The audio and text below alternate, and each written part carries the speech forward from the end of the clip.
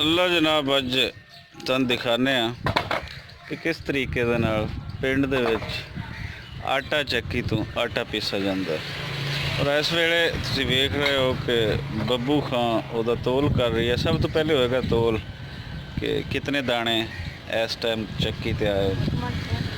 ਸੋ 1 ਮਣ 6 ਕਿਲੋ दाने हो गए। अगला प्रोसेस तुहानूं दिखाने कि किस तरह होएगा। एक सर गट्टियां तो पहले लिख देंगे सी, लेकिन इस टाइम चूँकि रश नहीं है, इस टाइम मैनू भी याद रहेगा तो शंभू खां नूं भी याद रहेगा कि 1 मण 6 किलो, इसलिए असीं बगैर लिखे ही काम चला रहे हैं। लो जी, हुण अगला प्रोसेस वो वेखते हाँ। और हुण दाने पाए जा रहे हैं, केन या पीपा या जो भी है, ये वक्ती बनाया होता है। आज शंभू खां ने जी मछली साड़ी साइड ते बोलते हैं वो पाई हुई है, तो थोड़ा थोड़ा शर्मा रही है। हो गया दाने विच मशीन दे।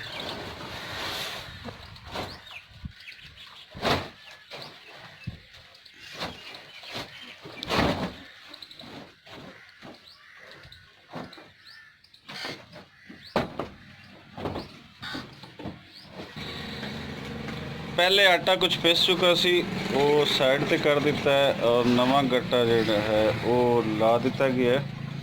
और इसका फायदा तुहानूं ये होंदा है कि ये सारा कुछ तुहाडे सामने हो रही है। और क्योंकि मशीन जी है बिजली ते है, इसलिए बिजली ते ऑन कर दिता गया।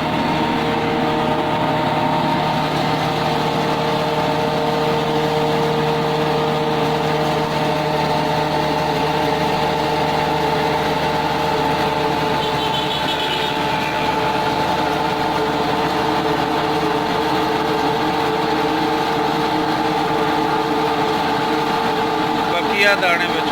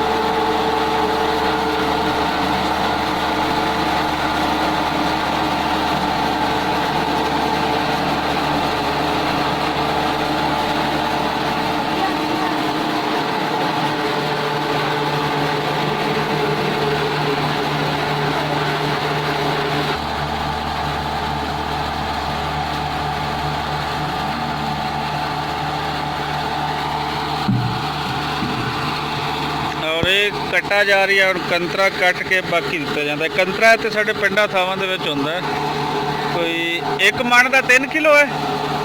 ਕੰਤਰਾ 1 ਮਣ ਦਾ 3 ਕਿਲੋ ਕੱਟਾ ਜਾਂਦਾ। ਔਰ ਇਸ ਤਰ੍ਹਾਂ ਦੀ ਚੱਕੀ ਤੋਂ ਆਟਾ ਪਿਆਉਣ ਦਾ ਇਹ ਤੁਹਾਨੂੰ ਫਾਇਦਾ ਹੁੰਦਾ ਕਿ ਇੱਥੇ ਦਾਣੇ ਤੁਸੀਂ ਆਪ ਲੈ ਕੇ ਆਇਓ ਸਾਫ਼ ਸੁਥਰੇ ਕਰਕੇ, ਔਰ ਉਸ ਤੋਂ ਬਾਅਦ ਤੁਹਾਡੀਆਂ ਨਜ਼ਰਾਂ ਦੇ ਸਾਹਮਣੇ ਹੀ ਇਸ ਦੀ ਪਿਸਾਈ ਹੋਈ ਹੈ।